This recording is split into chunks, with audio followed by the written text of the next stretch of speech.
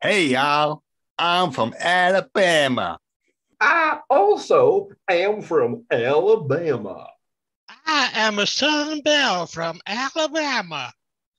Y'all can just shut your mouth now, you hear?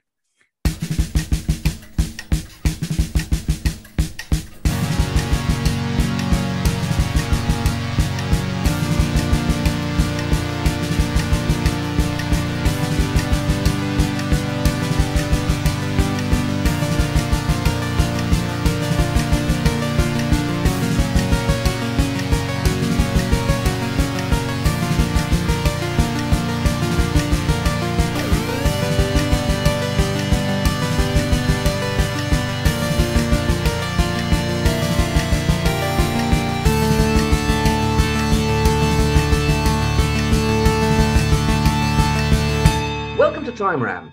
This is the Doctor Who podcast where we do Doctor Who things in a Doctor Who way while wearing Doctor Who stuff. One of those statements might be a lie. And today we're hitting the Sylvester McCoy era. Or are we? Because the mashup that the Time Ram has given us is the unholy bastard child, is I think the best phrase, of Sylvester McCoy in the chase. So that's going to be bonkers. There's probably going to be spoons involved. Spoons and Frankenstein. No other podcast gives you spoons and Frankenstein. So my name's Rupert Booth. I'm your host for this evening for some inexplicable reason. And with me, I have my co-host, as usual, Mr. Barry Williams. Hello. And Mr. Paul Ferry. Hello. And also, because this is our very special 10th episode, it's so special you can even buy a commemorative Radio Times special edition. We have got our first ever guest star, the very special Mr. Jonathan Blum. Greetings! Hello, everyone. How are you all today? Yeah, all good. Yes. Groggy as hell. I just want to say that I'm dialing in from Sydney, Australia right now. As a result, it's just past 7 a.m. and I have just about put my eyeballs in. So my brain is still dangling on a string right about now. None of us have actually bothered with our eyeballs and never do. No. So you're getting a treat this time, listener. And again, listener, we thank you for your patronage. We may even move you over to Patreon. I hope you're rich. I really hope you're rich, listener. Go ahead. Time Ram. So, the chase in the Sylvester McCoy era. Yeah. Fucking hell. That's a bit different. Should we start off? Let's bring a bit of order to this. Should we start off trying to work out, which story is it replacing? Who's the companion? We have two to choose from, which is a bit of a pain because there are three in the chase. Or are we delving into our new mythology of Sylvester McCoy era where we have both Mel and Ace as companions for a bit? It's kind of tempting just to drop it into season 25 because I suddenly realized that if the chase were a Sylvester McCoy story, it is Silver Nemesis. I mean, Wow. I mean, think about it. It's this story where they bring back an old monster, but they have no real idea what to do with it. Mm-hmm. They figure that they can just do absolutely anything with the Daleks or the Cybermen, and people will just watch about as much there. So they come up with a story with ideas that have nothing whatsoever to do with it. There, drop the monster in, have the whole story go off on bizarre tangents just for set pieces, for random bits of comedy for hours on end. There, I mean, seriously, think about this. Just picture JNT offering the part of Morton Dill to Larry Hagman. Yeah, well, yeah, the stunt casting, we have great fun with JNT stunt casting. I mean, totally would go for that. Larry Hagman absolutely wouldn't do it. Then he'd end up as Dolores Gray. So fair enough. We'll come to that. Everything has its time, and everything dies. Actually, that season 25 idea ties in with something I was thinking, and to do with the companions. Because I was thinking it is going to be hard to cram a 3-companion story in with like sort of one companion or at the most 2. And this is a bit out there, so bear with me. I was thinking, what if it was in 25, and they went a bit more into the anniversary side of it, and they brought back a couple of companions for one story, even Ian and Barbara, because they were both still going then. Ian and Barbara, great, yes, brilliant. They should definitely bring back Ian and Barbara. That makes our lives in this so much easier. Yeah, because the Doctor could look at them on the time-space visualizer, saying, I'm going to look in on my old friends, Ian and Barbara. Then he sees them in some kind of trouble. And then, I don't know how it would get from there to Iridius, but, Because in this one, Andrew Cartmel is being forced to have some bloody TARDIS scenes for once. I wonder if the way that they could do it then is that this is not actually the chase as we experience it, but basically the chase 2. This time it's chasier. Oh, this is not the chases we've experienced. Well, it's going to have to be shorter, surely. Yeah. Thankfully. At most it's going to be 4 episodes, isn't it? Yeah. And let's face it, there are 2 episodes in the middle that can be safely be completely lost. It's a difficult one to work out, isn't it? Because it's so specific to the Hartnell era, where they will have a kind of a runaround story where they're in a different location every episode, and there's not really much in terms of ongoing plot. It only really happens in the kind of seasons 1 and 2, and it's usually by Terry Nation. And it's that, it's got that thing of sort of being predicated on the TARDIS not working. You can't steer it, you can't. Sylvester by that point could just kind of slip a time groove. Go anywhere, as we all do from time to time, and go, I've lost you. But I mean, he'd have pre-planned it. Yeah. There's going to be a pre-planning in this somewhere. He's going to be standing there watching the burning city at the end, going, "The fight will end," or words to that effect. John, actually, if you could do all the Sylvester McCoy lines for this, thank you. No.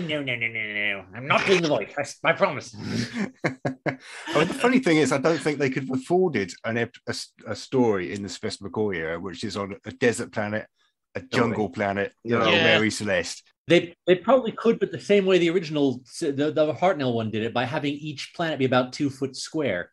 Well, exactly. In the Hartnell era, it's the only period where you can get away with having William Russell standing 2 feet in front of a painted cyclorama. And, there's no expectation on the part of the audience in 1965 that it has to look realistic. It's just it's a different era. Have you seen season 25? Well, 1965. Season 24, I think. I mean, realism is not high on its visual agenda. No, I think, if they go for the full Delta and the Bannerman kind of, we've got these huge painted planets in the sky and a tiny little quarry underneath kind of thing, you could probably do it. Yeah. It's a different kind of fakery. It's a different kind of stylization. It's still stylization. Doctor Who always was really, apart from things like Spearhead, until the new series, and then it's just stylized in a different way. Well, I watched it, and I got my son to watch it, and I do struggle to get him interested in Doctor Who, but he sat, particularly black and white. I wonder why. Yeah, he sat and watched The Chase quite happily. Really enjoyed it. Yeah. Then I put on Remembrance of the Daleks, which is a really different kettle of fish, and he loved that. He absolutely loved it. But it's actually interesting how different it is. That just gave me an idea there. How you would possibly do The Chase as Sylvester McCoy story is that what it is it's the story right before Remembrance of the Daleks. No, because we're not going to have Remembrance of the Daleks as a McCoy story. No, that could be anywhere. That's the trouble. That's the trouble. Don't even ask us about what we're doing with Trial of a Time Lord, because we ain't worked it out yet. Yeah, anything that prefigures something else, forget it. It's never going to work in Time Ram, because Remembrance of the Daleks will be a Pertwee story. You watch, or something like that. Fair enough. Or a Matt Smith. The reason why it just suddenly came to mind, though, is that what you'd then have is the Daleks chasing the Doctor, trying to demand the location of the Hand of Omega. And at the end, basically, the last episodes of the chase become Remembrance. And he basically says, right, well, I'm going there. Well, so since we haven't got Remembrance, or won't have Remembrance in that form, should we nick the Hand of Omega? Maybe we can, yeah. That means when we come to doing the Pertwee Remembrance, we won't have the Hand of Omega in it. Yeah, of the leg of Omega. Well, there's already... You already have both the Hand of Omega and the Nemesis statue. You can have more than one ancient Gallifreyan super weapon turn up. Oh my God. In one series, yeah. The athletic support of Omega. This is the Doctor. Present by the High Council Keeper of the Legacy of Rassilon. Defender of the laws of time. Protector of Gallifrey.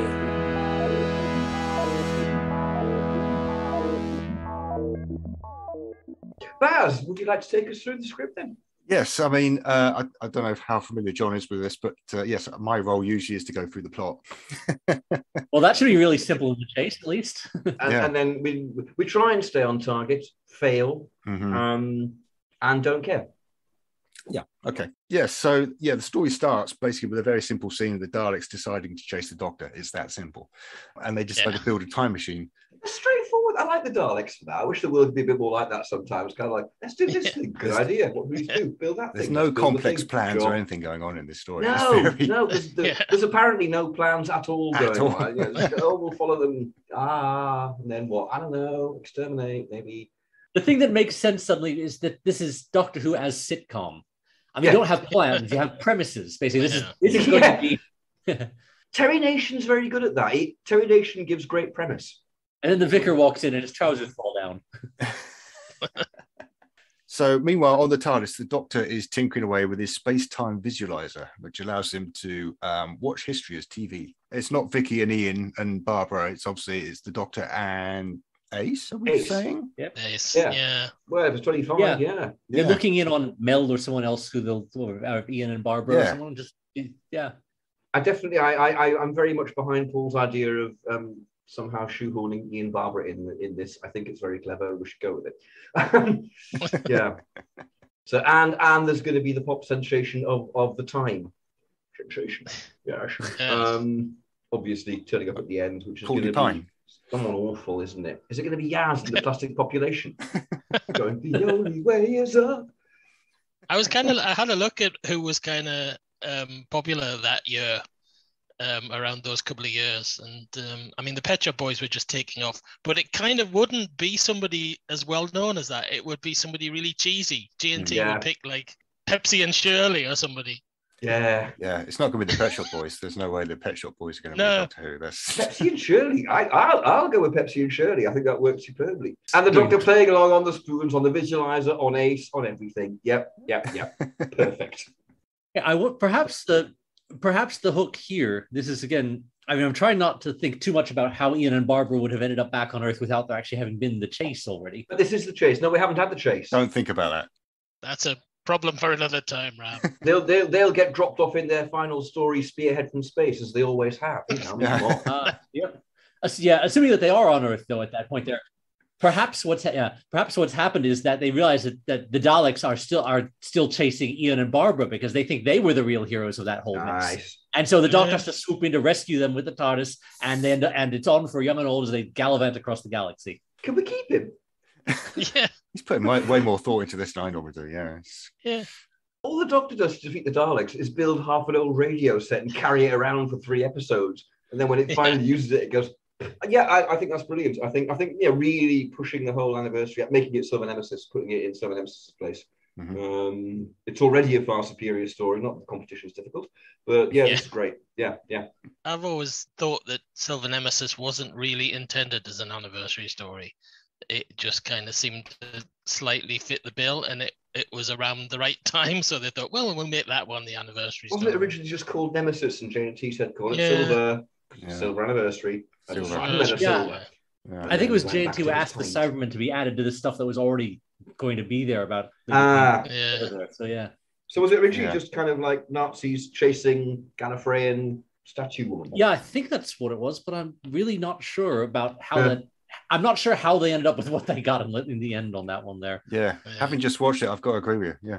So at least we know, at least we can follow Terry Nation's thought process, which is literally the Daleks turn up and they go to Mary Celeste. And literally do, yes. Yeah. Terry Nation's thought process might be overstating things. It's like Terry Nation's thought process, check please. The chase does what it says on the tin, doesn't it? Yeah, it's a chase. Yeah, basically. Yeah. It's called a chase. It is a chase. That's all you need to know about the chase. What's that about, Paul? It's a chase. Oh. So they're watching Pepsi and Shirley, and to get away from it, presumably they do an emergency materialization on the planet Iridius. Yeah. Well, do they not pick up Ian and Barbara first? Well, he's going to have to pick up Ian and Barbara somehow. Yeah. I'm not sure how that kind of works, but... Well. How about that's the episode 1 cliffhanger, because we can condense Iridius really easily into about 10 minutes. Yes. There's 10 minutes of things that happen on Iridius, and the rest of it is talking about the food and the architecture and the Maya beasts. Oh, the Maya beasts, all that bit, and that guy with his plunger going, oh, it's high sun, I better twiddle this a bit, and not in any way. So that was me giving it a plunge, listener. Yeah, I think you could just get it down to one episode just by cutting the various shots of the Maya beast looking like a scrotum. Oh, the Maya Beast. That's every shot of the Maya Beast. The only time the Maya Beast doesn't look like a scrotum is in the one colour photo that exists of it, and that's only because it's bright orange. Your mileage may vary. Your scrotum may vary. Can stay out of it. It depends what you're suffering from. Yeah. Right. But good. yeah, the idea that could work. Possibly the idea, in order to keep the idea of the chase itself working, that they can't control where they're landing. When the Doctor picks up Ian and Barbara, they have a brief confrontation with the Daleks, which ends up with the TARDIS being damaged, so that then he can't control it for the next few episodes or whatever. Well, I think we've established in Time Ram that the Doctor always pretends he can't steer the TARDIS when Ian and Barbara are around. Oh yes, after doing A Good Man Goes to War as a Troughton story. Yeah. That was a fun one. Okay. Don't even imagine. Well, listen to it. Just listen to it. Is it out there yet? It's not. It's coming out next one. week, folks. Or about 6 weeks ago, depending on where you're listening. It was impossible, basically. Time Ram and A Good Man Goes to War. Yeah. Oh dear. Well, it's going to be called A Good Man Fucks Us Up. That's the name of the episode. Absolutely. Yeah. The meddling monk was our saviour. Meddling monk and his directionable TARDIS. For about 10 minutes. And then that tied in really nicely with kind of like, the headless monks. Aha! Oh, it's Peter Butterworth. And then, Patrick Troughton as well. And the thought of those two on the screen together, nice. But storyline-wise, it's just broken, completely broken, destroyed, doesn't work at all. I mean, when Rio turns up and Patrick Troughton's going, oh my word! And I was just thinking of Pat meeting River and generally going, oh my giddy aunt. Indeed. Yes. Exactly. Who did we cast as River in the end? Helen Mirren. Helen Mirren. Was it a Helen 12-year-old Helen Mirren Mirren? alarm. Good heavens, that would have gone down well with Patrick. I can see that now. Yes, it would. Right. That would have been the end of them several years early. So, oh dear. Is that going to get... Anyway. So... Yeah, we're getting slightly off track. Back to the planet Iridius. Presumably Iridius is being shot in the same sort of sandpit where they do Greatest Show. And Greatest Show in the Galaxy. It looks like exactly like the Greatest Show in the Galaxy. Yep. And Iridius has got 2 suns, which they'd be able to do with Quantel, which... Yeah. They'd have pasted like 2 suns and 6 other ringed planets and whatever, just to have a really star-spangled Great sky. show of survival. I mean, they do that really nice map painting of the skyline in Survival with the 2 suns or something in, don't they? And that looks really good. Yeah. A great show. I think they've got the hang of the tech by that point. I think it looks less kind of like mid-80s Quantelly and more towards 90s. We're getting there now. They've got the ringed planet in Greatest Show, so they could pull that off too, I think. So, well, that's the one in Thoros Beta. I mean, there's so it's going to look like that. It's that. Yeah. Yep. Mm-hmm.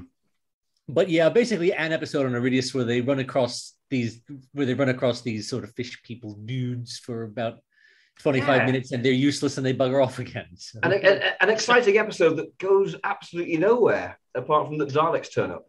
So I'd be inclined. We'd start it without the Dalek scene saying we're gonna get them. We're gonna have them this time. I've had enough of them. But now then. Can we lose the Dalek coming out of the sand?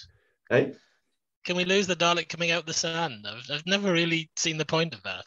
I like it. Except it kind of grunts as it's coming up, doesn't it? It's kind of he's kind of you bugger, you fucking hell.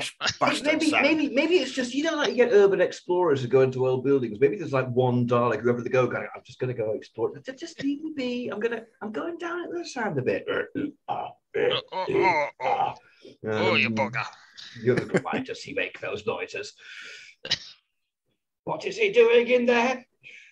Actually, if you wanted to keep that a bit, actually, you could Not that basically do the equivalent of the Remembrance cliffhanger, where like it doesn't just grunt its way out of the sand; it freaking flies up out of it. Right. Goes, guess what? That's more like it actually in the 80s. Yeah.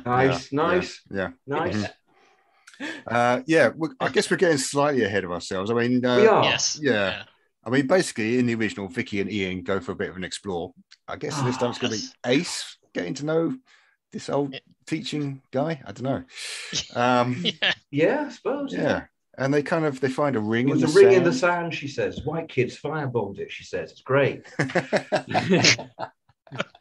Yeah, that's the thing. I mean, if you had to drop a big chunk of Ace's backstory, this would obviously be something that the Doctor would toy with in some way or another. But really, I just can't figure out I don't know what's up with that ring in the sand thing. Is that literally, oh my God, the episode is running short. We need 3 minutes of battle. Surely padding. It's got to be last minute. Oh shit, we've got 5 minutes here. Yeah. Because I can't understand. Yeah. If it's meant to be, unless it's just Richard Martin directing really badly, because it's meant to be kind of giving you a bit of Vicky's character, which it should have been used for. Yeah. It kind of is, I suppose, but it's just nothing. She could have talked about her parents or anything about her life other than that when she was a kid there was a fucking ring in the sand. I mean, bless her, Maureen O'Brien really sells it. I mean, she plays it fantastically, but I mean, it's shit, but she really sells it. Oh, they both are. They're both trying. She's trying to do this like it's a realistic thing that could ever happen to anyone in their life ever. Maureen O'Brien's got some really, really difficult stuff to deal with in this episode, and she just sells the shit out of all this ridiculous crap. Apart to my mind from the bizarre laughing fit when the thing opens and she sort of has hysterics. Stop it. There is a limit to what you can do. I mean, she's trying. Vicky makes much more sense if she's 12, doesn't she? It does. Yes, absolutely, absolutely. She's probably meant to be. Yeah. She brings a little bit of dignity to it somehow, but yeah. This is the chase. I don't think dignity enters into it. The scene with Ian and Barbara leaving is lovely. Let's just say Richard Martin's given up by this point. Oh, Richard Martin gave up after the web planet. It broke him. Just kind of like after this, he went never again, and then Verity went, Richard Martin, I break your finger. Do you think Verity has some compromising photos of him? That was.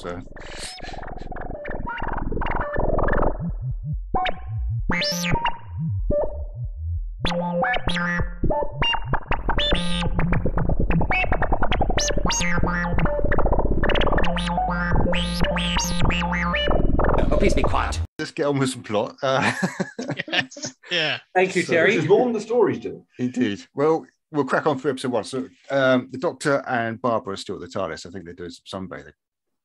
At least they're in the original. I guess in this one, it's more kind of Barbara's going, what have you? We'll have to try to fix the TARDIS somehow or something, which is a shame to lose the whole, no, not that awful noise, Doctor, the other awful noise business. And then, yes. So they're separated for whatever reason. Possibly the others, possibly Ian and Ace are going to try to find anything to use the same planet. Yep. While the Doctor and Barbara are trying to fix the TARDIS, Sandstorm separates them. Mayhem, chaos, shock appearance of a Dalek that we all knew was coming anyway. Yeah. The Sandstorm's going to be horrible. The Sandstorm's going to be like the bees in Delta and the Banner. Yeah, it's going to be horrible. That sort of late 80s Quantel don't. I suspect. I guess it's not even going to be called The Chase in the 80s, is it? It's going to be like The Respect of the Daleks or something, or the Pursuit of the Daleks. Yeah. John, you're the McCoy expert. The reappearance of the Daleks. Anyway. Reappearance of the Daleks, definitely. I'm expecting the next special to be titled. Okay, but anyway, are we into Silver of the Daleks? Because the Daleks are silver, you see, and it's the silver anniversary. It's exactly what J&T said about the Cybermen. Can we have silver Daleks, or will that be too confusing to the punters? It depends what Daleks we've had coming beforehand. We don't know. This is impossible. Time Ram's impossible. Maybe they paint them silver on sunny planets. But Ian Levine would be saying something to the effect of, well, you could do that if you use the authentic 60s Dalek props. Mm-hmm. Yeah. Anyway. That's if we get any 60s Dalek stories. We may not. It might be an exclusively 70s creation. I keep forgetting just how unstuck in time you are. I'm getting more. Time Ram is just... Yeah. Okay. It's like the time we're in the time war right now. Okay, reality has been unmade completely, and we're putting together a new version from the bits. I can believe this, given the amount of sleep I've had lately. So, are we on to episode 2? Please, we're on episode 2 now. Yeah, I try not to spend too much time on it, but yeah, basically, they meet the Iridians, and the Iridians explain how their oceans dried up. How can the planet be a complete desert and yet they're still so utterly wet? Why did they call it Iridius when it was Ocean World? They should have, that was their first mistake, calling it Iridius. Because it was amusingly ironic then. Iridius, because it's so wet. And then a couple of months later, it's kind of shit. Really, that was a bad idea.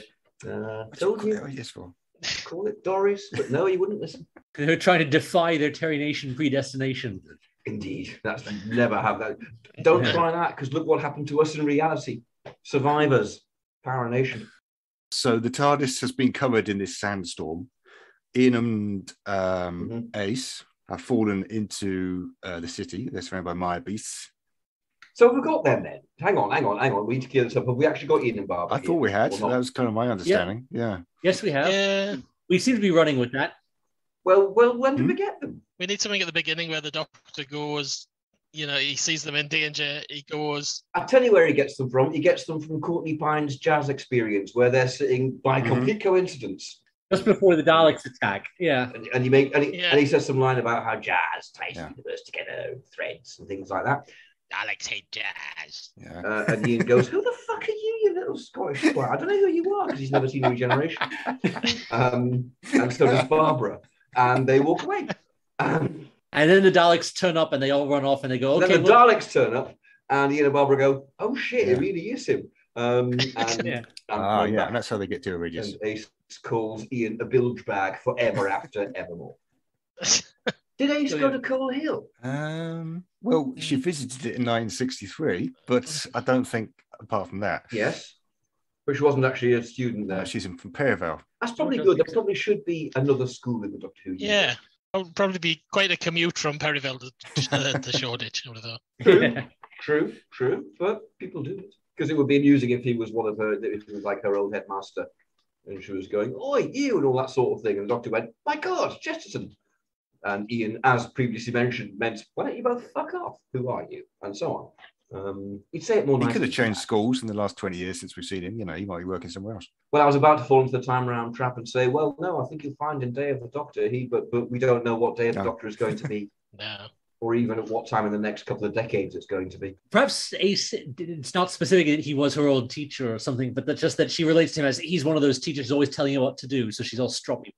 Right, you male chauvinist bilge bag, just you wait. Oh, nice. Okay, so episode 2, we're on Iridius. There's a lot of to-ing and fro-ing, but basically what happens is the Daleks are trying to blackmail the Iridians into handing over the TARDIS time travelers. But they help out the TARDIS time travelers by digging out the TARDIS for the TARDIS time travelers. I seem to be saying TARDIS time travelers quite a lot. You're saying TARDIS time travelers a lot. I'm saying that an awful lot. You've been influenced by the Daleks. You keep going TARDIS, TARDIS, TARDIS, TARDIS, TARDIS. They do for reasons. Why do they do that? I really think that the Dalek voices for this one just got together and got completely pissed before recording. Yeah. Sense. Yeah. It's so strange, isn't it? Like the Dalek, they can't do his sums, and he's just there going. Yeah. Have you not got? You've built a time machine. Have you not got computers that can work that out, mate? And it's dimensionally translate. That's clever. Can't hold a calculator. Build a calculator, the Daleks. I know you like it. I know you like your guns. I know you like focusing on your guns and things like that. But build a calculator, and not one that's got a bloody ribbon coming out of it with paper on it. It's just get digital. It's right there on that little inlay screen in front of you. Yeah. Years ago, one of my friends decided that these are the Dalek equivalent of like the recruits from Police Academy, or possibly from cops. Yeah. So basically, the Dalek Supreme said, "Yes, you build a time machine. Go on, then. You go and do that. Yes. You go and absolutely, you'll exterminate them. Of course you will. You'll exterminate the time travelers. Good for you. Proud of you." The time machine is their B arc. The time machine, the B arc, the Daleks B arc. Yeah. Time machine really doesn't stand up well to a kind of digital cleaning up, does it? Because the Dalek, they thought we put a load of Daleks in, but like most of them are cardboard cutouts, or there's that kind of random one standing next to the ramp with no base on it. Yeah. The thing is that the digital cleanup, lovely as it is, can never look quite as good as it did when it went out. So that was shit when it went out. Yeah. This isn't. We all got used to knackered prints on VHS and UK Gold and whatever, but that's not how it looked. Yeah, well, I'm sure every week Verity was coming down and going, "Well, this looks a bit shit," and we're just going, "I don't care." You broke my fucking finger, Verity. I'll break you. Basically, the Meyer Beast blobs around for a bit then, and eventually our heroes all escape and trap a Dalek through using their combined intellect. I think we haven't got any of this in our version, I don't think any of this is going to survive. I don't think the Maya Beast is going to be. I think the Iridian, Anne Iridian might scrape through, basically played by Peggy Mount. and with the fin on her head, and the whole bit. Talking about the Taltarian airlock, the bloody Maya beast all over the Taltarian airlock. Oh, blimey. Surely Ace would just blow up the Maya beast, wouldn't she? Yeah. Yes. She'd just And the explode the Daleks. Maya beast. And the Doctor and Ace. And Yeah, the Iridians and the whole planet.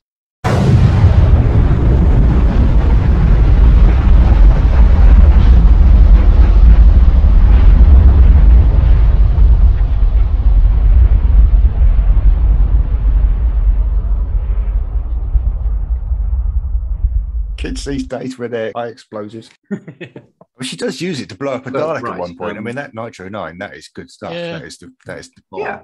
you know, so to speak. Ace is going to blow up a Dalek. That's what's going to happen. They're not going to trap the Dalek. They're going to blow it up. Ace is going to blow it up. Yeah. So basically, we've got 25 minutes consisting of an explosion. Okay, I think I could go for that. This is the McCoy era. Well, you know, I'm guessing Kev McCulloch music over it, and they're a lot running about and explosions. Oh, Yeah. Is it Kev then? No. What slot we putting it in? Silver Nemesis. I think that's Kev, isn't it? Or is it? It is Kev. Yeah. Right, it's Kev then. Yeah, it's Kef with the odd bit of Farewell. jazz. Ba-dum-ba-bum. Oh my God, if you had the jazz quartet there, you could do a reprise of the theme from Death to the Daleks. If Death to the Daleks has come before this, knowing our luck, it'll be a Peter Capaldi story. Yeah. Can't rely on anything. I just want to have Courtney Pine going do ba da da do. You see, it's not everywhere you get a live performance of Inspector Bloody Jenks and Jonathan New Adventures writer Blum doing that. That's why you should listen to Time Ramp, listener. Yeah. All time round, all the time. You could go anywhere else for quality entertainment, but here you can get this. Absolutely. I can imagine Ian and Barbara kind of watching Ace blowing everything up and going, well, we're morally opposed to this, but at least it gets us off fucking Iridian. Well, Ian wouldn't be. Ian was quite happy to send the Thals to the sword to get the fluid leak back. Yeah. Barbara would have a go at it. Barbara would be standing around going, this isn't on. None of this is on. Yeah, Ian would be getting stuck in, wouldn't he? Yeah. Yeah. He'd be getting stuck in. He'd be having a look at Ace by this point. And Ace is going, no, you're too old. He'd be going, look, Doctor, why aren't you beating people to death with your stick like you always used to? Yeah. What happened to your violence and aggression? The other thing, though, that just hit me is that by the time of the chase, Ian is completely incapable of taking the Daleks seriously. Yes. I mean, he's running around holding his nose and doing Dalek impersonations. Yeah. Well, none of them are. None of them are taking the Daleks seriously. It's a great shame, really. I read somewhere recently someone said that the middle episodes of Master Plan are basically the chase done properly by Douglas Camfield. And it kind of is. Yeah. Yeah, nobody's taking it seriously in the chase. No, I don't think anyone on the entire production is taking the Daleks seriously. No. It's kind of sort of end of term feel to it, isn't it? It's kind of they're boring games and they're just having fun. Yeah, it's like we're off the show in 6 weeks. You guys have them all. Yeah, exactly. That's basically it. So they run away, and it's called The Chase, folks. Yeah. They run away, and the next episode in the original version, they're just getting pursued through time by this time machine. They can see it following them through time. I'm thinking what you'd do if you were doing this McCoy style is that we'd have this as a three-parter. The first two episodes are one episode, and then these next two episodes of just landing random places is episode 2. I'd say 4 parts. Otherwise, you're not going to get enough chase in to call it the chase. Yeah. I don't know. I mean, not much happens in these 2 episodes. I mean, they go to places and they leave again. I mean, the only problem they'd have is that's what happens in a chase. They're not going to have. I think they're not going to have a budget in this McCoy era to get all these 3 places in. But yeah, basically, the first place they land is the top of the Empire State Building. Suppose they got an American co-production deal at that point, even with PBS or something, and PBS sponsored them to come over and shoot on the Empire State Building. Yeah. But it's NTSC.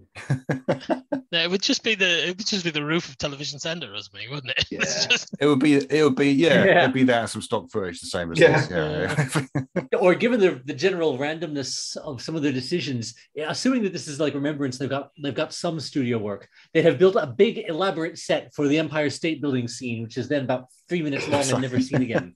Actually, I'd argue that J&T wouldn't do that, because one thing that J&T was really good at was spending money. Yeah. Spending it well. So then what he'd do is he'd redress the set as something else later, I guess. They would, I think, by just putting the Empire State, except we can't because it's got guest star in it, hasn't it? It's got Larry Hagman in it. Yeah. I like the idea of putting on a random roof that they would just dress a little bit and bring in their New York accent. I like the idea of it being Larry Hagman. You know, can we just in our time around world, can we just say that bizarrely and miraculously Larry Hagman said yes? Why not? He's got the tapes. I don't know. We just took him out and got him pissed or something, and they agreed to do it. Yeah, he and Gary Downey went on a recce or a meeting to America to meet Larry Hagman, which took them about 2 weeks, where they stayed in all the hotels and spent all the money, and then came back and said, "Yeah, Hagman said no." we've got stubby key. I think the story was that Kate O'Mara was going to persuade him somehow, and there would be quite a story in that. There would. I imagine Richard Marson would make a lot of it in various books. Yeah. So let's have Larry Hagman. Larry Hagman staggers in as Morton Dill. Larry Hagman on the roof of Television Center, dressed to look like the Empire State Building. Yeah.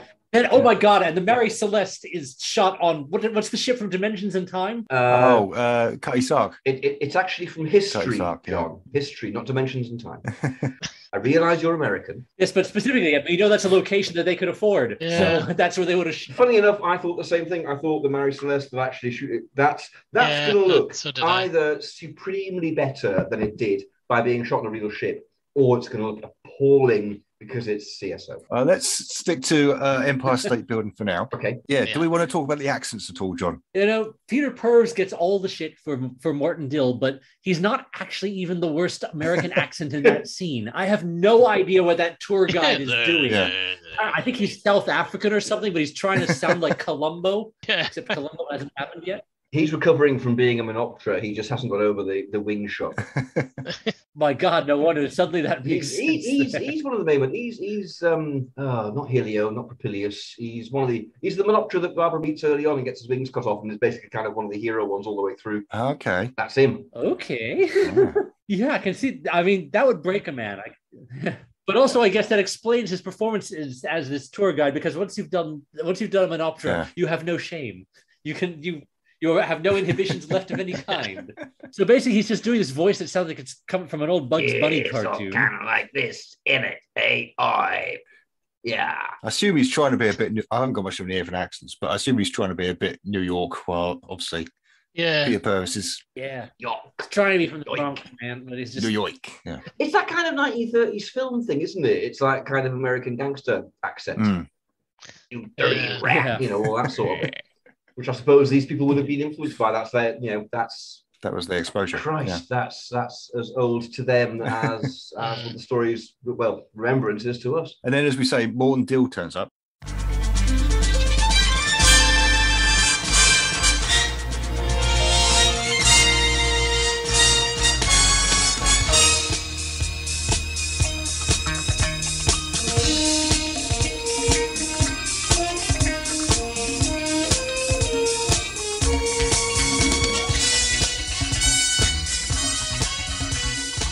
In quite a lengthy comedy scene with the Daleks. Which is going to be longer if it's Larry Hagman. It's going to be the episode.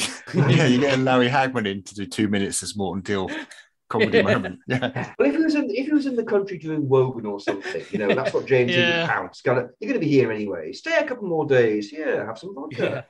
Lots of vodka. Mind you, as far as I can gather, and we'll just roll tape. Hagman could drink J&T under the table. So Hagman's in this scene, but he's gagged and tied to a chair. Or just wheeled on, looks at the Daleks and wheeled away again. That's surreal. I like that. Okay, so we have this lengthy scene with Larry Hagman talking to the TARDIS crew and the Daleks. Yeah. That's going to be great. Yeah. The Radio Times is going to be full of photos of McCoy and Hagman. Yeah. With McCoy kind of playing spoons on him and pointing at him and so on, and Hagman just going, I have no idea where I am or what's going on. I don't know. Is that a camera? Great. Yeah. And then we don't see him again. I'm JR. I made millions for acting. What have you made? One thing actually just came to mind about the thing about how Morton Dill just turns up and goes away again. And that whole thing is never mentioned again. I suspect what Andrew Cartmel would have been trying to do in this sort of thing, is he vainly tried to script edit this into some kind of sense, is that he would probably have the Doctor quietly picking things up or doing something, getting something in each little location that in the end will become his massive Dalek defeating device.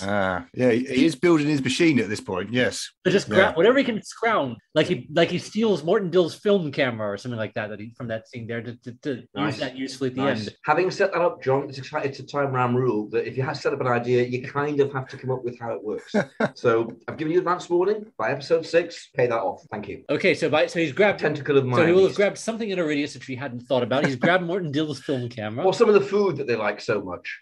Hartnell goes on about the food for no reason. It's kind of like, oh, this food's really good. And I'm just thinking, every single opportunity you get to pad this, you're doing it, aren't you guys? I mean, seriously, any line you can put in that doesn't count, you're doing it.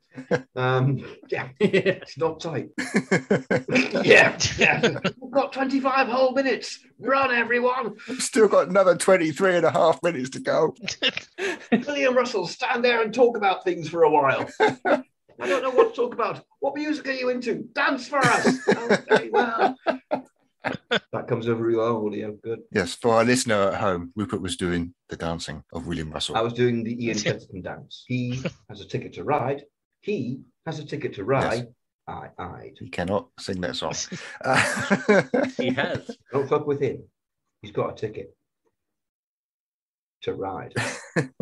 So yeah, basically the TARDIS crew leaves as usual, and they find themselves on the Mary Celeste. Yeah. We don't immediately realise this is Mary Celeste, but yes, there's. So guys, can I do a Mary? Mary. Or Murray? Mary. It is. It is Mary. Apparently Mary. Mary is correct. Mary? Yes. Doctor Who got it right. Yeah. Mm-hmm. Huh. Yeah. Yeah. A lot of what we think we know about the Mary Celeste comes from a story that Arthur Conan Doyle wrote, which is actually just fiction, basically. Right. So that's what this is based on, basically. This is based on it, but they called it the Mary Celeste. Yeah. So. Okay, good. Excellent. Yeah. I've learned something today, and so have you, listener. That's why you tune in, isn't it? One fact per episode. Oh, yeah. Yes. Improving one fact at a time. Our single regulated fact that we bring in. Absolutely. That's gone now. That's done. So everything else is fiction. Including us.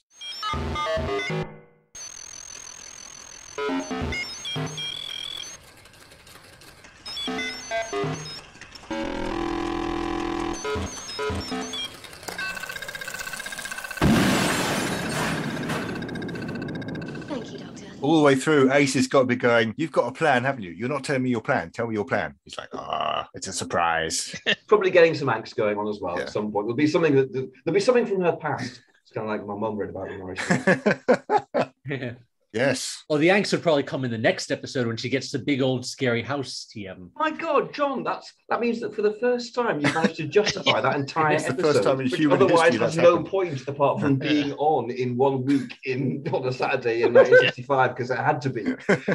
We've got 25 minutes to fill. Run! In retrospect, the Mary Celeste thing is quite grim, isn't it? Because There's a horrible, there's a woman with a baby. Mm. And they're all going to drown, that right? basically drowns. Yeah. They're all going to drown, Yeah. And a Dalek drowns as well. Oh, I bet it's the one who was going. I bet he was at home on Skaro, and he went, right, this is the day. This is the day. He's like Arthur Putey in this is it. Dalek mutter. He goes out and he gets his. He hasn't brought his calculator for a start. That's stupid. And then he goes, no, I'll get him off. And half of my top's got off. Oh, now I'm in the drink. And that was the end of Dalek Putey. Poor Dalek Putey. But of course, actually, though, given the Daleks are waterproof, he probably just sinks to the bottom and then is just trundling across the bottom of the Atlantic Ocean. Yeah. That would be good if in Time Ram, Dalek Invasion of Earth came after this. He could have sank to the bottom, and that could be him coming out of the Thames. He's like, come for fucking 100 miles, coming out of the water. I've got it. They'll be on Iridius in 5 minutes. What are you talking about? Iridius? Where's that? Just invaded Earth, mate. Yeah. He's the master. He's the master in The Curse of the Fatal Death. He'll just always be being dumped down things and coming to the surface and going, right, I've got it, and then falls down something else. Poor Dalek Putey. 300 years. And he'll be the one that Eccleston meets. He'll be the first one in the new series as well. It's Dalek Putey. I forgot it. What should happen? I made it happen. Did you? I can't remember. Sorry. I'm out of practice. I know what to do now. More than I do. And so on. But actually, that's what you said, Paul, about it being really grim, actually. If you think about it, the situation on Iridius, I mean, they're basically, these people are on a dying planet. Yeah. They're beset by Meyer beasts. Their city is gradually being overrun by the giant Bollock monsters. It's a really dark story played as a comedy. Yeah, basically the Daleks have said they'll kill them all if they don't hand over the TARDIS travelers, and then TARDIS travelers run away and leave them to it. So presumably the Daleks just kill them all, I imagine. So, Ace will blow them up. it's my headcanon. The Daleks don't seem to bother to exterminate them at the end. Possibly they figure that letting them live would be an even worse fate, which is, I think that's the novelization's rationale for why they don't actually shoot Morton Dill, is that the human race is worse off with him still being part of it. So, there's some business on the Mary Celeste. Everyone falls in the water. Doctor steals some of the booze, and as they leave again, he reveals to the others. And you can see the Doctor steals some of the booze from the hold or whatever. He reveals to the others their lead of 12 minutes. That's been cut down to 8. Quite exciting. So how are Ian and Barbara and Ace getting on at this point? Because I seem to recall we get sort of chunks in the TARDIS where it's character interaction. Yeah. Between 3 characters who know each other well by this point. But this is Ian and Barbara and Ace, and basically 2 eras of the show colliding. That bit on the Mary Celeste where Ian gets hit over the head by mistake. Do you think that's Ace whacking him with a baseball bat? By accident? No, that would explode his head. If it's a Gallifrey, if it's been in the hand of it hasn't though, has it? So it probably is. That's a Jodie Whittaker story. And then Ian turns around and punches him. That becomes a bonding experience between Ace and Ian after she's whacked him over the head and actually for once feels a slight bit of remorse over this. Barbara knew Ace's mum or something. I don't know. Yeah, possibly Ian gets on well with Ace by this point because like the first Doctor, she's got the bloodthirsty thing going. And just won't be disabused of it through the rest of the story. Perhaps they already know Ace. Perhaps they're Ace's grandparents. So, she's already familiar with it. They're not Ace's grandparents. They're not old enough to be Ace's parents. Actually, not old enough for that. Well, they are old enough, but Sophie Aldra was born in 1962. Yeah, but she's meant to be about 16. We've met Ace's grand. So that would mean they'd kind of abandoned her for a while, which puts a whole new spin on this. If Ian and Barbara are Ace's parents, if she's Ace Chesterton, then she's meant to be 16. She's 26, but she's playing 16. Maybe it's just Ian's her father, and from his impetuous youth. So partway through, at this point, he's going, "I am your father." He keeps mentioning her mother, and he's thinking, "Oh no, I think I knew her." I don't think we should do any of this. Time Ram's quite complicated enough. Honestly, I think Ian's had a vasectomy. I think that's possibly a bridge too far even for Time Ram. Yes. So the next place they find themselves is a haunted house. Ian says perceptively, "Daleks don't like stairs." Well, we can flip that around because it's the best McCoy era now. Daleks love stairs. Yeah, Daleks love stairs now. Well, Daleks love stairs once in the story, otherwise it's going to be radically expensive and time consuming. You might see them in the background later on, implying that they're going up the stairs, but they're not really. Exactly as in The Chaser. Yeah. I mean, I always say when people say to me, the first time we saw a Dalek upstairs was Remembrance, I go, have you watched The Chaser? Yeah. The Mary Celeste. 50 years of learning I'm going to have to unlearn now. Great. There's 2 of them, stuck on the top bit, going, all right, we're up here. See us? Yeah, you do. Yeah. I do wonder how they get there. Yeah, it's like on Iridius. I'll forget what happened. I picture them sort of going and lifting themselves up the stairs. It's Arthur again. I mean, that's the reason they've brought him along. He may be an idiot who can't do his sums, but he has these special stairs. Well, they cut all the scenes of Putey climbing out of his Dalek casing, pushing it up the stairs, and then climbing back in again. You see, so he's just clever that he thinks he's got removal men. He just kind of goes inside. He just kind of, all right, guys, be there in 2 seconds. They're just kind of ready. He jumps out and they carry it up, and he's just sitting with the microphone going, "Exterminate!" And everyone else is going, "1A! Look at Dalek Putey." And then he gets back into it. The casing falls over, and a knight comes in with a chicken and smacks him over there. So much for pathos. We're in this haunted house. There's lots of haunted sound effects, and it's mildly diverting for about 20 odd minutes. The chase is diverting. The chase is. I find the chase wildly entertaining and great fun. Very little of it's good, but I love it. True. Absolutely love it. Would watch it in preference to many much better stories. So the TARDIS team gets split up again. I think it's the Doctor and Ian. Is that the time travelers from the TARDIS? And then we got. That'd be the time travelers from the TARDIS that are time traveling in the TARDIS. And then we get Barbara and Ace. Obviously, they're bonding somewhere else. I think they're having a problem. I think they're having a bit of a not the Daleks of the TARDIS. A bit of an argy-bargy. I think Ian and Ace are getting on fine because they're both gung-ho and punch the Daleks. Yeah. But I think Barbara, because you split them up, so Barbara and the Doctor are going to have moments. They're going to have and Sylvester's going to get the really quiet moments that he is superb at, like in Remembrance. Mm-hmm. He's going to be sitting talking to Barbara, and she's going to be talking about age and change. Ace, yeah. Kind of, you're so different. Why are you wearing fucking question marks? Things like that, you know. I think what you'd have with Barbara and Ace. I mean, first of all, Ace would be annoyed that anytime that Barbara started asking her questions, because she'd be just like Mum, really, wouldn't she? And also, right now, Ace would be on edge because of the whole haunted house thing. So there'd have to be a moment where she comes out with this sense of the whole Gabriel Chase thing or whatever. So, as nothing much happens in this episode, it's difficult to summarize it, really, isn't it? As in time round, yeah. What does this give us? Yeah, I mean, not a lot, to be fair. But yeah, they as usual in this story, they do a bit of running around. You'd go after Dracula with a baseball bat, though. You've got the easy job this time episode. I mean, it's kind of like, yeah, this happens. That's it. That's all that happens in the episode. I've done my bit. These are my notes. I've written down a whole load of blot here. I'm using fuck all out of this.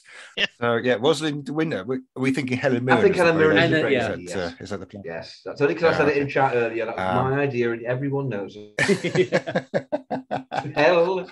Absolutely. Helen Mirren's a kind of recurring gang in time round. Any female part, Helen Mirren. Or not female. That's true. Who was the not female that was cast as? Well, technically, Sharaz Jack and Morgus. Could get a really good Scooby-Doo style comedy sequence with the stairs in this, where you have them running up the stairs away from the Dalek. So the Dalek kind of flies up, and you're thinking, wow, the Dalek can go up the stairs. And then he sees the Grey Lady at the top and just kind of goes, oh, and turns around and goes back down again. And then they see sort of Frankenstein and Dracula, and they're running away from them. And they got that running noise. Yeah. Oh, Reggie. This never happened in 1988 Doctor Who. I have no idea what they're talking about. They've all lost it. It's fine. They're getting on a bit. Sylvester will be doing the full Scooby-Doo legs thing, winding up and running off. Yeah, that's basically it, really. So, yeah, they leave. So can we look into the politics of this world for a moment? The Festival of Ghana, cancelled by Peking. What? Yeah. Can someone make sense of that to me? In 1996, yeah. Thought not. Oh. China does have a big presence in Africa. This is true. Is it satire? It's satire. Good Lord. Well, there we go. It's Andrew Cartmel style satire. This was actually topical in 1965. Apparently, that Ghana was having close ties with China at the time, and I think that's what they're riffing on that. There's a mention of this in the info text on the DVDs that you just watched. Yeah. I think he would have done, and J&T would have said no, is my gut feeling. That's another thing, though. I wonder if Andrew Cartmel would have had this actually be a dimension of dreams and have it really be a sort of bizarre white space hallucinatory environment rather than... I think Cartmel would have tried to do something with this to try and bring in some ideas. I mean, if it is... No, it's a fun fair. Yeah, I can see J&T going for that. I think it would have been mooted. It was one of those things that we read about in Pixie's archives, kind of like, oh, this was mooted, and it was much more interesting, but it didn't happen. Yes, that bizarre nightmare fair thing that he would see that as a great idea. Now, a thought just occurs to me. One important point here is that Ace has been separated. The point of the episode is that Vicky gets separated and is now in the TARDIS. That's true, yes, Vicky gets left behind. So Ace is now in the TARDIS. Yeah. And blows it up. Well, yeah, Vicky gets left behind because they forget her. I think Ace would get left behind because she's literally fighting Daleks. Yeah. Vicky thing's shocking. It's really bad. Yeah. Ace isn't doing that. Ace has blown Count Dracula up and gobbed down his throat. I think Vicky gets left behind, if I remember from watching this the other day, and it's already a blur, I have to say. But I think she's left behind because she's trying to warn Count Dracula to get away from the Dalek. Would they actually have these characters at the Festival of Ghana? Is Dracula big in Central Africa? Is Dracula big in Central Africa? What's the Grey Lady from anyway? I mean, You've got, Dracula, Frankenstein, and the Grey Lady? Is the Grey Lady big in Central Africa? They do in Time Ram, and Sylvester's going to go, vampire. Or maybe he's not going to go, vampires, because you don't know when State of Decay is happening. Oh, God. Do they have vampire bats in Ghana? Let's just get away from this haunted house and to Mechanus. Yes, well, yeah, that's where we end up next. Yeah. You would, of course, have a character scene where the Doctor realizes that he has apparently lost Ace. Yeah. Yeah, can they find a way to go back? And then you cut to Ace creeping around the Dalek ship with Kef going bam, bam, bam, bam, bam, as usual. And then, oh my God, they make the android Doctor Jesus wept. Yes, the climax of episode 4 in the original version is Vicky's in the Dalek time machine and she sees robot version of Doctor that doesn't look much like a real Doctor. Well, at least it's going to be Sylvester this time. It's going to be Sylvester all the way through. It's going to be, they can do it now. Close-ups. Yeah. So, but yes. So Ace is in the Dalek time machine, and they make a robot Sylvester. Yeah. Infiltrate and kill. infiltrate and kill. Oh dear. The thing is, this is like them revisiting Time in the Rani, isn't it? No, very little is like visiting. I mean, there was the fake Mel. Kid O'Mara dressed as Sylvester McCoy. Oh God. Yeah. We have to figure out how they do an evil Sylvester. That's going to be terrible. That's going to be awful. I'm sorry, but it is going to be terrible. He's going to be getting this, getting all kind of and gurning, and it's going to be appalling, I think. But we'll find out when we come back. Okay, so where were we? Just coming up to Mechanus, I think, weren't we? Mechanus, yes. Well, they land on Mechanus. We got there. It is quite funky, the chase, isn't it? It is quite funky. But it's nowadays, it's this version. It's. Can I make a controversial suggestion? Oh my God, go on. Please. What if we ditch all the robot doctor shit and have more time with the mechanoids? That's probably a good idea. Yeah. Yeah, but I don't. I mean, let's face it. We've ditched lots of stuff so far. We've had to. I mean, Iridius is one episode, and it's really crowded, that episode, actually, because we're spending the first 10 minutes listening to jazz with Ian and Barbara and reintroducing them. So I don't think you get enough of the mechanoids. To be fair, episode 5 is not crowded, so yeah, we can ditch Robot Doctor. We can lose that entire episode quite happily. Well, we could lose 4 or 5 of these episodes quite happily, and then you could lose the entire story quite happily. But I think you can lose half of the chase. Yeah. You can't lose episodes because every episode's got something in it, apart from I think the Mary Celeste one. Yeah. We've got the fungoid twats, so they're there. But if you lose the robot doctor, you lose the chance to have Ace threatening to basically bash the doctor's skull in because she's. You do. I mean, yeah.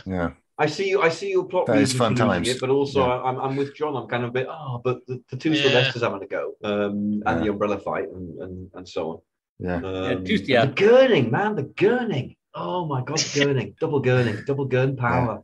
So yeah, episode 5 isn't terrifically sophisticated, but basically what happens in the original version is Vicky finds the others and warns them that there's a robot doctor, and then they confront the robot doctor, and that's basically about it, really. There's a big scrap, and then find a Was City, and then they find a Was City, which has been there all the time. We kind of go, oh bloody hell, has anyone looked up yet? There it is. Amazing. Well, they have a sleep, don't they? And they wake up in the morning, and then they can see it, can't they? So it was night time before. Yeah. I mean, having been curved over by a robot camera that comes down and looks at them, it's going. Yeah, the bit that boggles my mind about that sequence is they make this whole fuss about how there's a path of lights leading to this cave, which is the way into the city or whatever there. And the Daleks land and are following them, and somehow do not find their way up this path of lights within minutes to find where our heroes are. Don't they cut the cable? Don't they actually cut the cable at some point? I seem to recall them. I think they deal with that. I think there's a cable, and the doctor says, "Oh, Chesterton, sever that cable," and Ian goes off camera and comes back going, "Yes, that's done now." We should probably mention that Ian's carrying this big box that the doctor's been working on for the last 3 or 4 episodes as well. Radio. Yeah. And what the hell is that light stick that's been left to fend off the fungoids? It's got a wee bit of torch at the end. With a very, very mild torch. It looks to me, it's a prop that's been built, probably by Shawcraft, I suspect machined out of Perspex. This is not inexpensive. Yeah. Why? Well, it does nothing. And they kind of wave it a bit and go, oh, that'll be useful. Well, do something with it. Use it. He builds it into his machine now. I think the thing is that they do use it to sort of scare off a fungoid or two during the wandering around in the jungle bit. Do they? They actually do. It's so dim that you can't see it doing anything. So it looks it's probably a really nice prop, but you just don't get it. Anyway. You think in Terry Nation's head the fungoids are really threatening and scary? I think in Terry Nation's head the entire world is really threatening and scary. I don't think Terry Nation recovered from the war. Let's a quick tour through the oeuvre of Nation. It's not a happy place, is it? Apart from Hancock, maybe. But yeah. Even that wasn't terribly happy, yeah. Well, no. Yeah. He got sacked and created dystopia afterwards. That's the best revenge ever, isn't it? Oh, you sacked me. I'm creating the Daleks.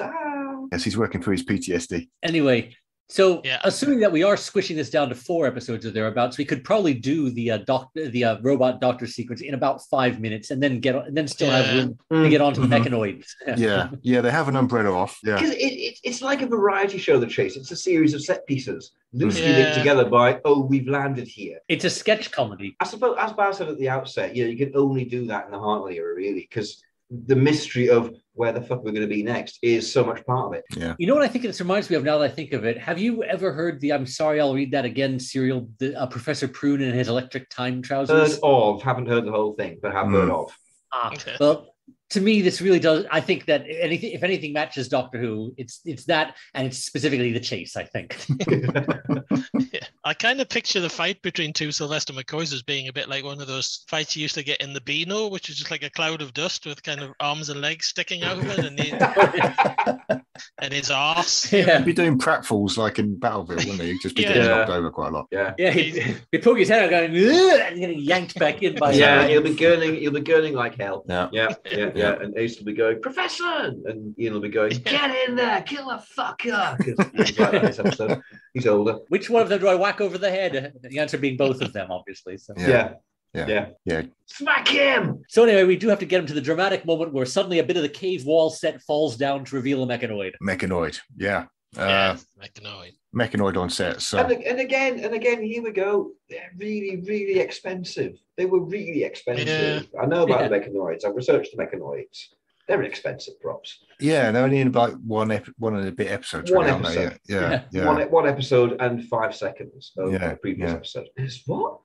They were lining them up to be in again, though, weren't they? They were going to be, but Well, no, Terry Nation. Yeah. There is a theory around that Ray Cusick deliberately designed them to be completely impractical in the TV studio to go, which you don't have the right to do. They're not really going to look like that in 1988, are they? I mean, I'm not sure what they would look like, mate. But they might be just robots. I'm not sure they wouldn't look like that because the geodesic dome is a fairly universal shape ever since it's been invented. It's used everywhere. It's modern. And if it hadn't been used in Who with the mechanoids in 1965, I think there's no reason why they shouldn't look like that. There's no reason why they should. They were sort of looking like Telstar, which was sort of trendy at that point. That's true. So I wonder what the 80s equivalent of that would be. I mean, there's not a massive print mobile phone. Sinclair C5. Sinclair C5. No, just Sinclair C5 trundling going, mechanoid speak. Try and bring it to mind. I can't bring any mechanoid speak to mind. My claim to fame is that my dad worked for Sinclair, so he lost his job as a result of the C5. Because they all did. They all got made redundant. I can see that now. If they were doing this in the 80s, they would talk in BASIC, wouldn't they? I'll tell you what it's going to look like. Yeah. It's going to look like the big white cleaner robot from Paradise Towers. I think it'll be like that. Yeah. Which was equally impractical. Still quite big and trundly. They are utility robots to, in this case, build and maintain a city. My God, they would actually be the cleaner robots, wouldn't they? They'd recycle the parts. Yes, but with a flamethrower instead of a wee claw that does now. Oh my God, I can see that being the big dramatic return of the cleaner robots versus the Daleks. that incredibly popular creature. Is this like JNT with the twin dilemma, kind of going, forget Cage Ranjani, you wait till you see this. We've got these fantastic robots. And of course, because it's an evenly matched fight at the end for some reason, you get one of the cleaner robots with the little trailer trundling off with the Dalek plunger arms. Of course, yeah. So the mechanoid takes them up into his Cloud City place. And they meet Stephen. They don't meet Stephen Taylor. They meet a young astronaut who's been held there for the last 2 years. And basically, the mechanoids were deposited on this planet 50 years earlier to set up a colony planet. Played by Dursley McLinden. We'll come to that. The mechanoids were dropped off here by Earth in order to set up this planet for immigrants. And then the war happened. There was some kind of space war that happened. And they've been left to their own devices. So Stephen Taylor, or not Stephen Taylor, has crashed here 2 years ago and is being kept as if in some kind of zoo. Mike. Well, I said let's call him Michael. Just before you came on, I said we'll just call him Michael because that was the original name for Stephen Taylor. Yeah, we could call him because this guy isn't going to become a companion because this isn't 1965. So he's just Michael. Yeah, and Michael that something. fits because Dursley Linden played Mike. Yeah. Oh, Mike Smith. It works. Yeah. Yes. Mm-hmm. Same season. I was thinking the same season. So that's Yeah. All right. So you've got Michael there. You've got him. You've got him basically being this sort of like bizarre, feral. He's built his own little climbing jungle. Utterly pointless character. Yep. In this version. Yeah. So he up on the roof. Yeah. But Michael's gonna die. He's there. I think he's mainly there in the story to explain what the mechanoids are there for. So he's this. So he's basically, yeah. He's like one of the prisoners in Planet of the Apes or something who's gone a bit and to go upstairs and go, there's this way out that I never used it though. Yeah. Don't touch my panda. He's basically this story's Stratton and Bates, isn't it? Yeah, he's going to tackle it. Get down there, there's only fungoid twats, and I haven't got a really shit torch to put them off with. So, what am I going to do? It's just me and hi-fi. That's the choice. I mean, go down there and run around in a hostile jungle that wobbles about at you aggressively, or stay in a nice, comfy room with a panda. Yeah, that's true. It's not that. Presumably get fed and watered, have a toilet, a bit of dentistry. These things matter. Yeah. And just occasionally have this Sinclair wander by and stare in at a slatted window at you. Before it gets a runtime error, yeah. But yeah, they kind of they released this cable off the roof and they managed to climb down 1,500 feet, which I think is pretty bloody impressive, actually. And at least makes more sense than Sylvester dangling in Dragonfire. We get basically that bit, but it makes sense now and has Ace and middle-aged Ian and Barbara. In the McCoy era, they'd probably make like a zip wire, wouldn't they? And they'd all kind of go, or rather tip-tipping in various people's outfits. Tip-tipping's Barbara, definitive. Also, at this point, the Doctor would finally have to pay off his cunning plan to defeat the Daleks, which has involved the electrics from the film camera that he stole from Morton Hill, some gubbins from the Frankenstein rig that they picked up in there, and the exploding booze from the Mary Celeste, which he has used to rig up in a firebomb, which when the Dalek bumps into it, it's seeming to go out of its way to bump into it. It causes a massive explosion, which is what starts the fire, which takes out the entire mechanoid city. And Ace, when they got on the ground, is going, "Did you know that fire would take out the entire city?" He's going, "Oh, shush." Every single one of the Daleks has left their ship as well. Huh? They haven't left anybody on their ship. Yeah, not even Dalek Putey. Dalek Putey fell off the Mary Celeste. He's in the water. There are a few Daleks short by this point. They've lost a couple to like Frankenstein flinging them. Well, they went all out against the cleaners, didn't they? There's a big battle, which obviously there's this spectacular set piece of the story, so we probably should mention it, where they fight the cleaners or the mechanoids. Yeah. So, yeah. Which I think will probably look about as good as it does in the 60s, actually. Have some of them giant explosions that they like in Remembrance. They do big explosions in the. It won't have the random animated explosions, which I adore, particularly the ones that happen like in quick succession and over nothing. That's all cool. All cool, Richard Martin. All right. Yeah, you were just smoking the good shit that day and every day. So fine. So Michael turns around and goes back for his teddy bear and presumably just dies in the blaze. Yeah. Serves him right. And this is the thing, because Michael and Ace have had a bond, right? In the 2 seconds they've known each other, she's fallen for him and he's fallen for her as well. And he goes back to do it. And the Doctor says, "You see, this is a lesson about never going back to the past." Because he's listened to her when they were in the haunted house. And Ian told him about how white kids firebombed the ring in the sand. So he knows her past. He knows her past. And he's listening, and it was all a lesson. And Ian and Barbara are standing there going, "What the fuck?" And then, unfortunately, we have to lose like the one scene that works in the whole thing, which is the Doctor which is the whole farewell for Ian and Barbara. Because at this point, the Doctor just hand them the Dalek time machine, and say, "But you still have a nice farewell. You make it a big no. That's still a nice scene. It's just different. It's not. It's a second farewell. Sure, it's the whole kind of you were there when I needed you and all that sort of bit. Yeah, it's weird how you don't actually get to see them say goodbye. They all kind of go into the Dalek time machine, and then the Doctor comes out again. You don't actually see their final moments together. No, you don't. It's a bit strange. Yeah. This being the 25th anniversary story, they would have to all get back to Earth somehow and hang out at the Jazz Festival. They would, and it would end with the same way, with Ace kind of going, "Who are you?" and Sylvester going, and Ian Ian going, "Yeah, we don't know either. It's just bullshit. I mean, just tell us your name, man. I thought we were friends," because Ian's tanked up. and Barbara's going, "Yeah, 25 years, mate. Come on, what's your name?" "You know my name, Barbara." Right? Barbara, right.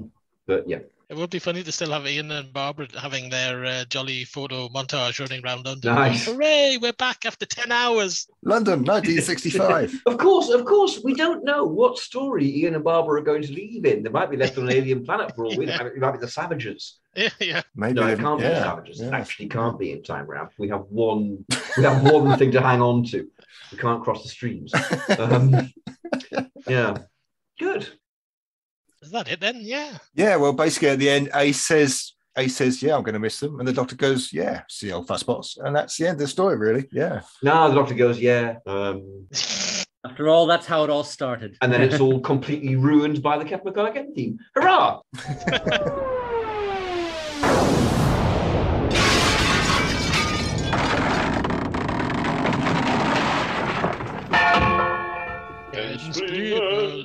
Ensplinment.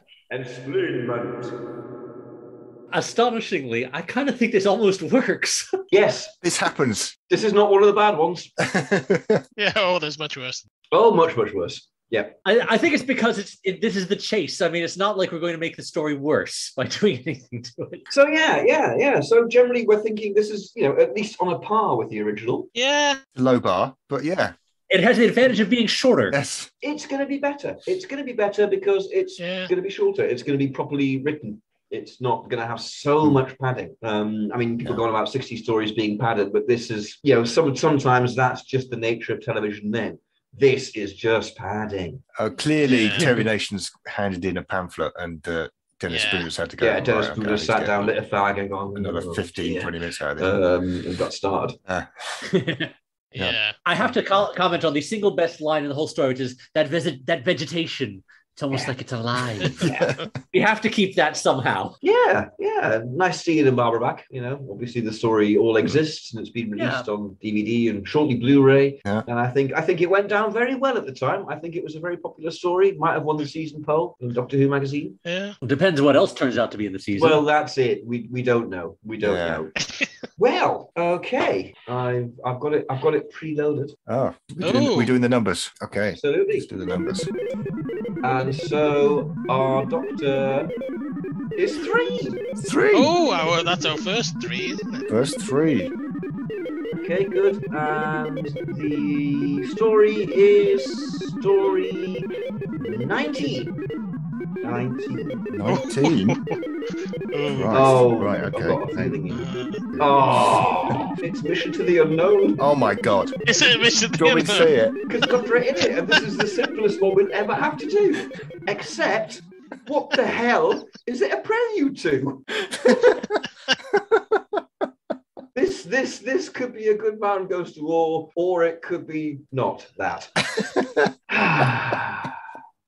And with that, I'm going to wrap up this episode of Time Ram. Thank you, listener, once again for listening. The check is in the post. Well, we don't do checks these days, do we? Not you and I. Oh, no. Thank you very much to Jon Blum for coming along and playing. Did you enjoy it? I think this was mental, and it was exactly what I needed this morning, so thank you. Fantastic. And you know what, listener? Yeah. Exactly what you need this morning as well. Thank you also to Mr. Barry Williams. You're welcome. And Mr. Paul Ferry. Yes, thank you. So, yes, we've all done very well. Goodbye. We have been Time Ram. If you'd like to get in touch, we can be found on Twitter. Baz is at BazTimeRam. I'm at Rupert Booth, and Paul is at PaulFerry8. Don't know what he did previous. And we've got a Facebook page, if you want. Have a look at that. Thank you to Ben Jones for providing our music, and if you'd like to support the production of this podcast, then we'd be very, very nice to you indeed. You can just go straight to patreon.com/timeram, where you'll get access to exclusive content. Trust me, it's really, really worthwhile. Join us next time for something this year.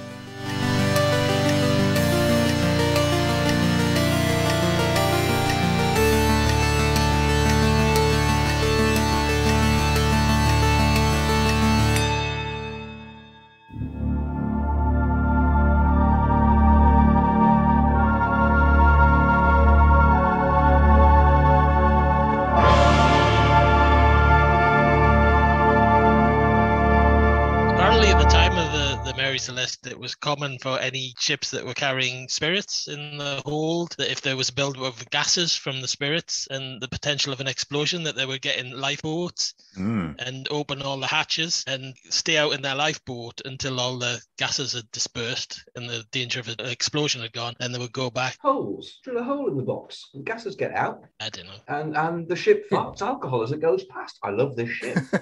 I'm not an expert on 18th century shipping.